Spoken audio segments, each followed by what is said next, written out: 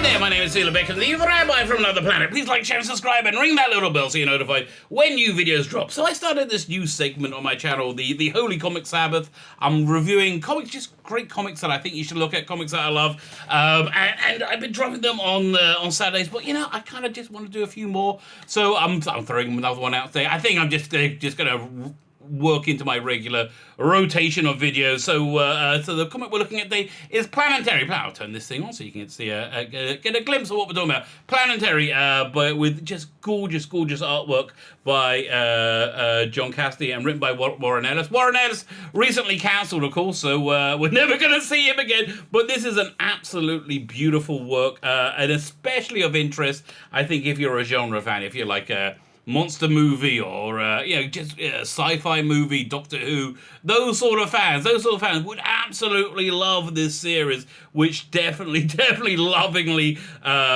references it. But before we get into the review, so 27, they did 27 issues between 1999 and 2006 or so, 2006. But by the last couple of years, they were very busy. They were doing like 1 or 2 issues a year, and they were so exciting when they came out. They were like, oh, wonderful. And you know, the artwork is so good. I don't recommend this on everything. The artwork, I think, is so good. It's worth buying the absolute editions if you can, which are these massive, oversized editions, which I don't normally like reading from because it's very hard to read out of them. But this one, because it's so gorgeous, because the artwork is just so freaking gorgeous, it's worth sitting at a table and opening it and just seeing everything expanded. It's absolutely beautiful. Yeah, that would be my recommendation. But before we get into the review, can I ask you guys, can you hit that subscribe button? Can you hit the like button? Can you hit the share button? I'm mostly hit the subscribe button. I'm nearly at 1,600 subscribers. If you can get me to, I need like about 25, 30 more people. If you can get me to 1,600, that'll be fan-dabby-double-dozy. So, what do you get? What do you get if you subscribe to the channel? Well, you get to make a rabbi very, I will say, somewhat pathetically happy. So thank you very much for that. And also you get to enter my weekly competitions. The prize this week is Doctor Who, a Doctor Who DVD, The Talons of Weng Chiang. This is from, what, 1974? No, this is from 1976. Just excellent TV. If you haven't seen Doctor Who before, like classic Doctor Who, this is a really good one. It really is. It's just really nice and creepy. There is a bit of a ropey special effect in it. There's a rat in it that doesn't look quite as threatening as I hoped it would. They just released it on Blu-ray. They made the rat into CGI, but a little bit dark. You can't really see it so well. But it's still better. But other than that, absolutely fantastic story. It's a 2-disc set, got tons of extras on it. Fantastic package. All you need to do to win it, is subscribe to the channel. Subscribe, and in the comments leave the hashtag Mr. Sin, who is the diminutive assassin used by the evil Weng Chiang. Fine, so there we go. So good luck entering that. We're doing the prize draw it'll be Monday, which I think is September 7th. Monday, September 7th, that's a guess. So, Planetary. What is Planetary? Planetary it's ostensibly about a 3-person team. The person in front is Mr. Snow. The woman with with a fist in the air is Jakarta, and the guy facing away from us, you could just in the background holding drumsticks, is Drum. So Mr. Snow has a kind of superpower that he can like make things freeze over. He uses it once, I think, maybe once. He's like 3 or 4 times the entire run of the comic. It's not really that important. Jakarta is super strong and super invulnerable, and Drums is able to pick up any signals and monitor things, like it just as an innate ability. So this is having a 3-person team is a very traditional genre trope. You got sort of in TV shows like the Champions, which is this thing really it just drips with pure unrelenting love for genre entertainment. And what they are, again, ostensibly it goes in other directions, but they are archaeologists into pop culture. Like, think pop culture icons that and they, in this world that they're all real. Fine, so let's turn this on so we can start looking at. So notice that the artwork isn't quite as good in in this one that I'm showing. Let me make it a bit bigger so you can see it. That's because you see a you're going to see here in this review, you see a definite progression with John Cassaday's work. This isn't anything bad. It's not anything to sniff at, but it doesn't. The issue 1 doesn't have like the gorgeousness, the absolute unrelenting gorgeousness that the artwork has. So it starts off. We have drums in Jakarta. They're trying to Jakarta. If I'm saying a name wrong, I do apologize.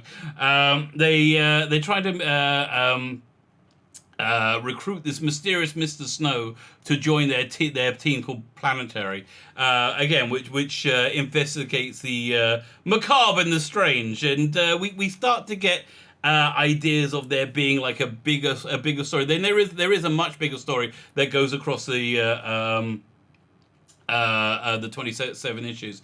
And so here we see like a Proto-Justice League. It's got this is, again, none of these people are the actual characters. They are riffs on them. There's Fu Manchu. There's not Doctor Strange.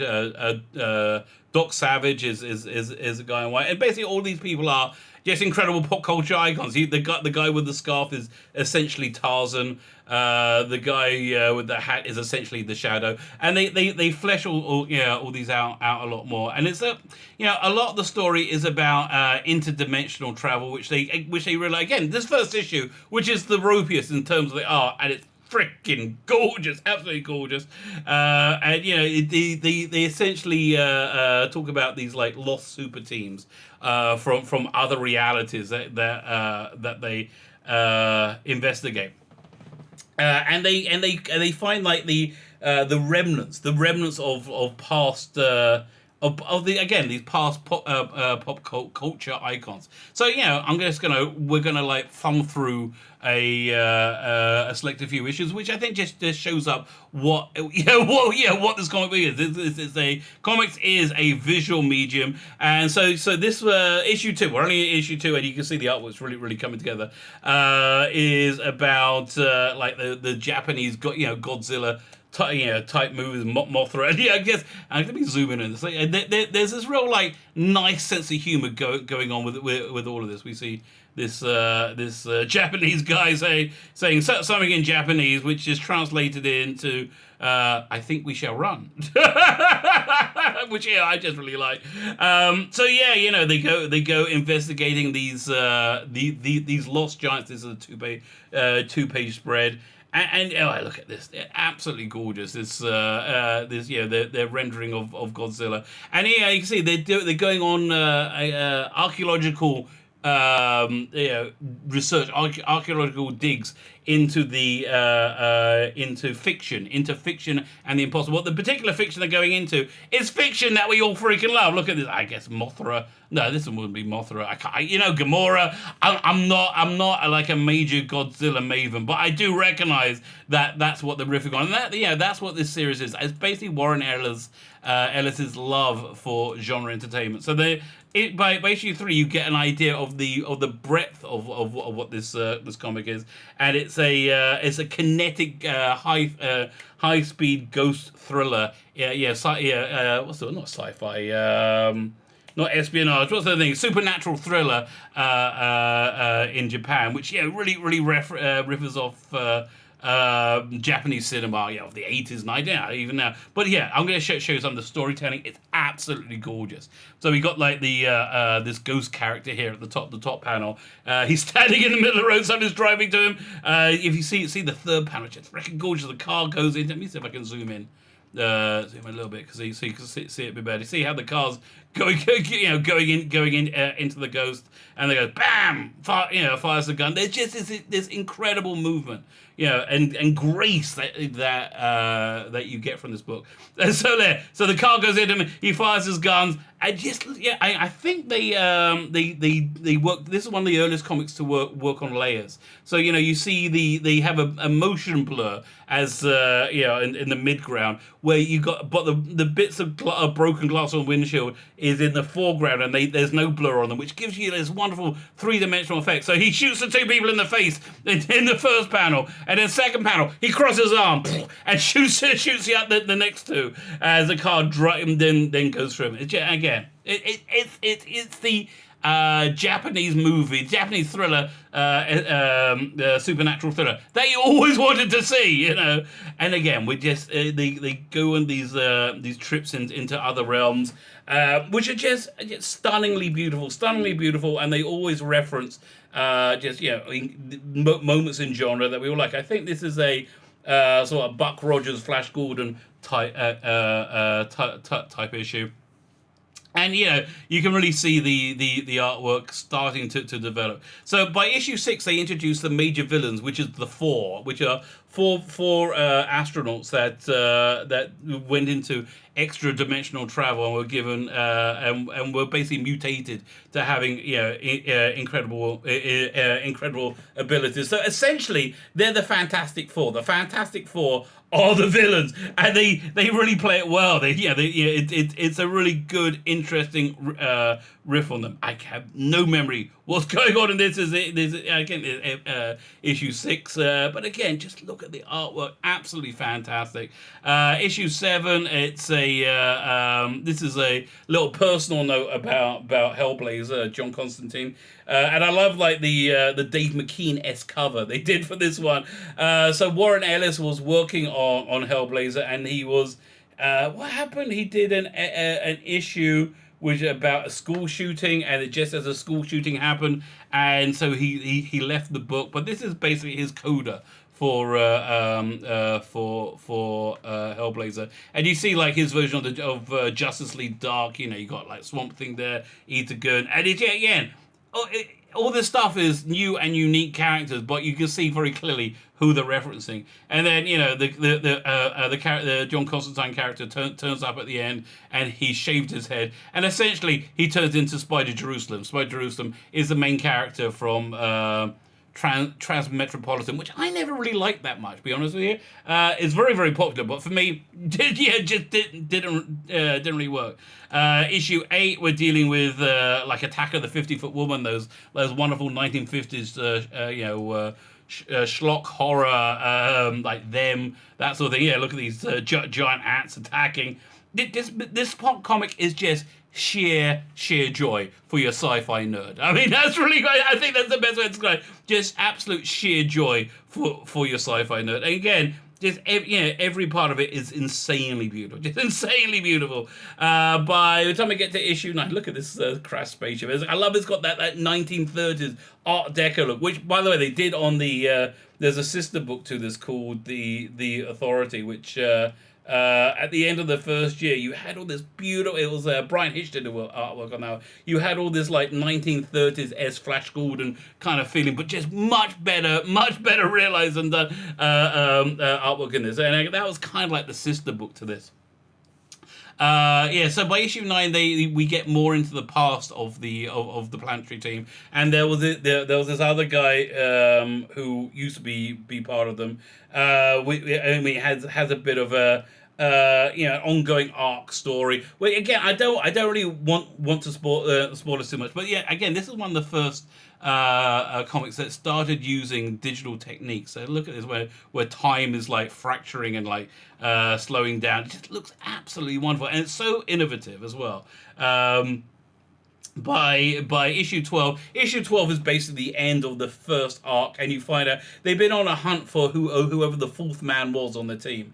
And I'm not going to spoil it, who it is, but he uses his frost abilities there in this one. I'm not going to going to spoil it, but by issue 12, he does kind of work out who the fourth man is, and he sends the Snow. He sends a message to the Four in just this incredible way. Again, beautifully realized, great idea, and the story well told. So he puts his hand down, and this like line of frost goes across the earth, right? And it goes and goes for miles, and you zoom out and you zoom out and you zoom out, and he's sending a message to the Four with this like massive frozen Four, I think probably in Central Park, and you zoom out and you zoom out and you see the Four are watching. So after that, by the time when they get into like after issue 12, it's more. It's more a mixture of legacy stories, which deals with like the overarching plot, and individual stories dealing with, again, explorations into pop culture. Pop culture weirdness. The Planetary is the name of the organization is Planetary because there's a planetary guide that's written each year into the occult, the bizarre, the strange, which all these people know. So this one goes back in time, and you deal with cultural icons from yesteryear, which interact with the story. You meet Sherlock Holmes, you meet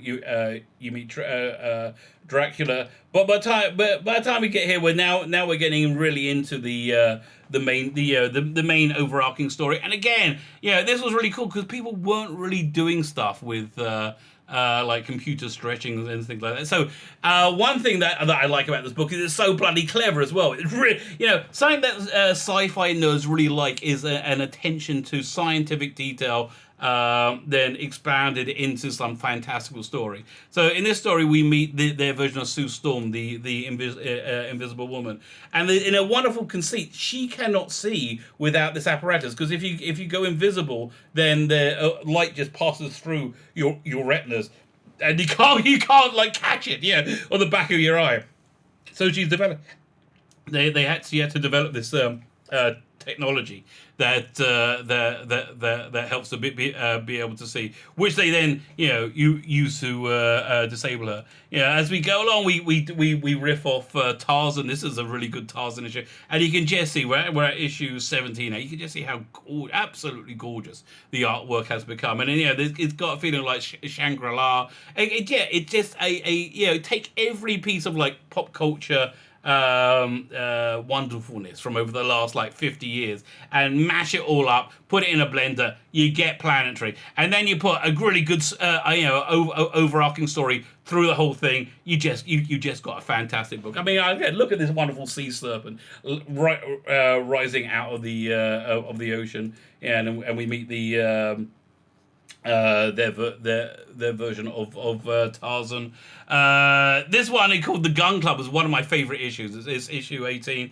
It's about it's kind of, again, imagine if From Earth to the Moon was that's one of the first science fiction movies, was actually real, where they get into a giant bullet and they get fired into the moon. So they try and imagine that as real. It's called The Gun Club because they use a space gun, and it's the capsule is coming back to Earth, and they want to try and retrieve it. Again, just fantastic artwork and fantastic coloring, and when they get there, obviously they're all dead, but it's just a wonderful deconstruction, but in a good way, in a loving way. It's not a deconstruction in like saying we hate these things. It's a deconstruction saying we absolutely love these things and we want to get on the inside to see how these things are actually working. It's not wanting to tear it apart. But again, you see, just look at this gorgeous. When they're recounting their exit from their exit from Earth's gravity. It gets much more sci-fi as it goes on.